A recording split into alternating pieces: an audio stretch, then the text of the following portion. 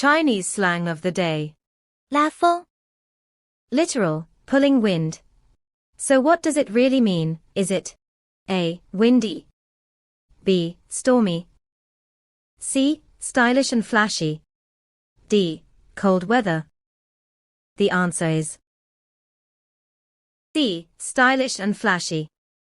For example, 你穿得真拉风。他的跑车很拉风。